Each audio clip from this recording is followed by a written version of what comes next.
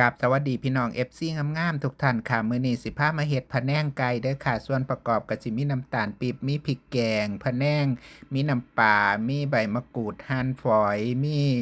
พริกขี้ฟ้าแดงหั่นเป็นเส้นๆนะคะแล้วก็เนื้อไก่นะคะมาถึงกันเตรียมแล้วเด้อค่ะนำมะเขือพวงเด็ดออกจากกัวแล้วก็เอามาแช่ไว้ในน้ำเด้อค่ะล้างให้สะอาดแล้วก็ตั้งกระทะบนเตาเทกะทิลงไปผัดให้แตกมันเด้อค่ะแล้วก็เติมพริกแกงลงไปแล้วก็ผัดไปเรื่อยๆแล้วก็แกงไปเรื่อยๆก็เติมมะเขือพวงก่อนเด้อค่ะมะเขือพวงมันสุกยากค่ะแล้วก็เติมด้วยไก่ลงไปแล้วก็แกงไปเรื่อยๆนะคะจนไก่สุกแล้วก็ชิมรสปรุงรสใส่มันฝรั่งนิดหน่อยโรยใบบักกูดน้ำเด้อค่ะมาเด้อค่ะมากินน้ำกันเด้อค่ะ